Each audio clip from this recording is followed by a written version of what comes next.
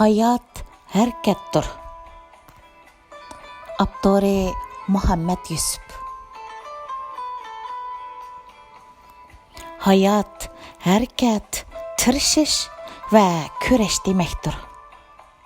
Hayat, hərəkət bilanla özünü ifadələb turdu. Çünki hərəkət tiriklərning şuarı, cimliq o'liklarning belgisidir. Hayat tez o'tib ketishda xuddi eqivatgan suvga o'xshaydi. Aqqan suvni keyniga qaytarg'ili bo'lmagandek, hayotnimi orqaga qaytarg'ili bo'lmaydi. Eqib turgan suv suzuk va pokiz turgandek, harakat qilib turgan jism saq va jo'shqin turadi. Aqmaydigan suv o'zining suzukligini, pokligini yo'qotgandek, harakat qilmagan jismmi o'zining saqligini va harakatchanligini yo'qotib qo'ydi. Hayot bir narsalarga erishish yo'lida tirishish va intilish bilanla huzurliq va baxtli o'tadi. Hayot qiyinchiliklarga qarshi kurash qilish bilanla ma'nilik o'tadi. Allah Taala insonning badanini harakat qiladigan va harakat qilish orqali o'zining saqligini saqlaydigan qilib yaratgan. Allah Taalaning ey inson, shaksizki sen Rabbingning oldiga borgan qadar jafoliq ishlaysan degan so'zi buni ifodalaydi. Harakat qilish, tirishish va kurash qilish uchun yaratilgan. Bu inson badan harakatdan qeyb qalsa, cho'qim uningdan chataq chiqadi. Adam o'ltirmagan uyning suvoqlari tushib, tomlar ko'rimsiz bo'lib ketgandek, ishlatmagan pichoq datlashib kerakdan chiqqandek. Harakatdan qeyb qalgan, tirishchanlikni yo'qotgan jismmi kardan chiqadi. Maddi taraqqiyot insonlarga turmushda ko'plagan o'ng'ayliqlarni elib kelgan bo'lsa-mu, ularga yana ko'plagan baxtsizliklarni elib keldi. Biz kichik vaqtimizda dadimiz ish o'rniga asosan mengib boradi, ba'zilari velosiped bilan boradi. Bizmi maktabga mengib boradiq. Dehqon etizg'i katminini ko'tarib mengib boradi. Muallim maktabga somkasini ko'tarib mengib boradi. Hunarvan do'koniga mengib boradi. Insonlar yana ko'ldan suv akilishdek, o'ylani tozalab suv chechishdek oilaning jafoliq ishlarini qiladi. Ish qilib tirikchilik jafoliq, ammo to'limu halovatlik edi.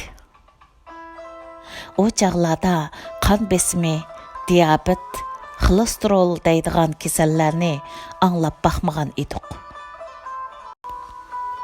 Kishilar o zamonlarda o'zining tan salomatligini saqlash uchun zamonimizdagidek ko'p pul xarjlamaydi. O zamonlarda oqshimi baldir uxlab, attigin sahar turish odati hukm suradi. Shunga attiganda balalarmi ruhliq va tetik holda maktabga boradi. Ota-onalarmi ruhliq, jonliq edi. Hech bir kasaldan dardlanmaydi. Chunki o chaqlarda biz Allah Taalaning harakatni hayotlikning nishonisi qilib, kechini uyquga, kunduzni tirikchilikka xos qilib bekitayotgan qonuniyatiga zid ish qilmaydik. Ammo zamonimizda bo'lsa, bizning turmushimizda ko'plagan o'ng'ayliqlar borliqqa keldi. Natijada biz burunqadek jafo tortmaydigan bo'ldik. Balalar maktabga mengib bormaydi. Biz ish o'rnimizga mengib bormaymiz. Ko'pinchimiz uyimizdan lift bilan tushimiz. Mashinaga o'ltiramiz, yana lift bilan ishxonamizga chiqamiz. Hatto masjidga ba'zida mashina bilan boramiz. asosan hech kim piyoda mangmaydi.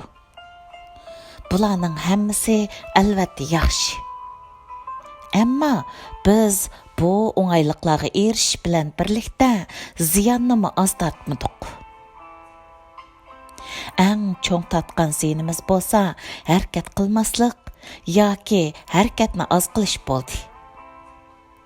Har kuni oz deganda yarim soat mengib berish hozirgi zamon tibbiy mutaxassislarining muhim tavsiyalaridan biriga aylanib qolgan bo'lsa-mu, biz bir soat televizorning oldida yoki undiylarda suhbatlashib o'tirishni yarim soat mengishdan afzal ko'ramiz. Halbuki kunda yarim soat mengib berish bizga hargiz qiyinga to'xtamaydi. Vaqtimizni olmaydi. Ammo biz qornimizni liq to'ldirib olish orqali o'zimizda zapas energiya to'plab olib, bu energiyani chiqarish uchun harakat qilmaymiz. Ziyoda energiyani sarf qilishga tirishmaymiz.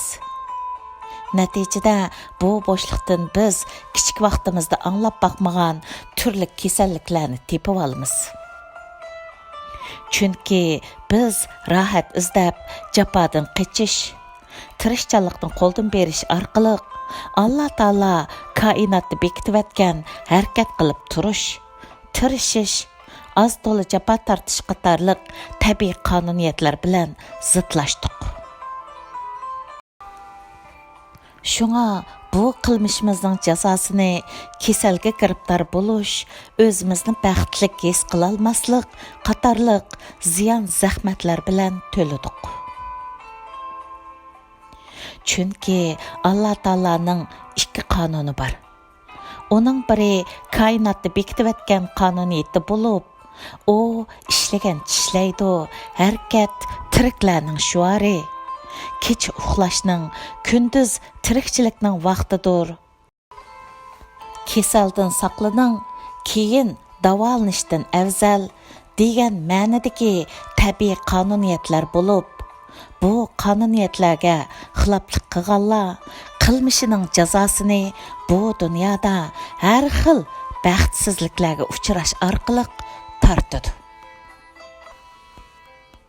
Allah Taalaning ikkinchi qonuni shariat qonuni bo'lib, u qil va qilma degan ikki so'zga markazlashadi.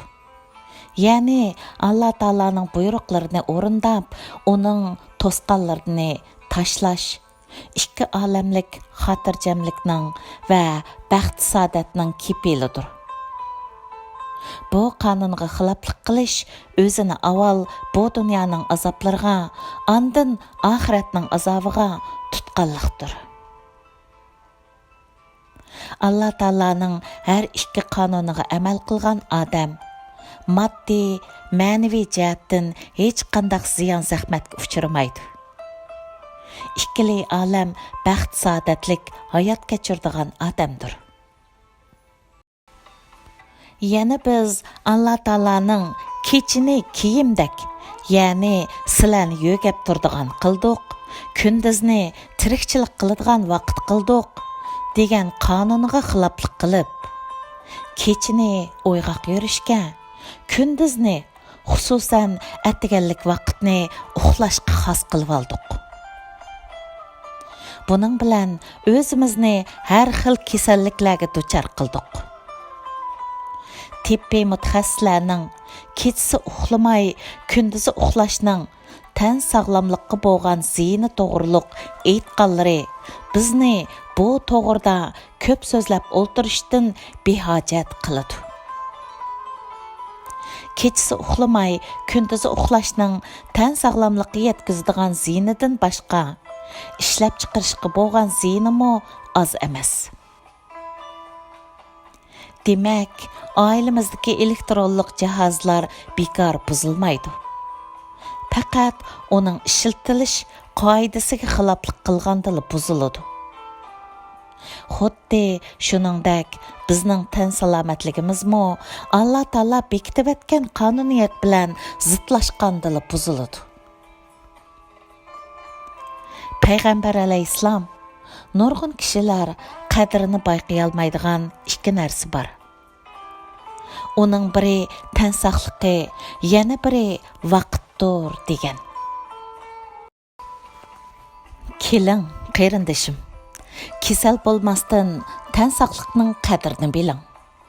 Hech ish qila olmaydigan bo'lib qolishdan burun bo'sh vaqtingizni qadrlang.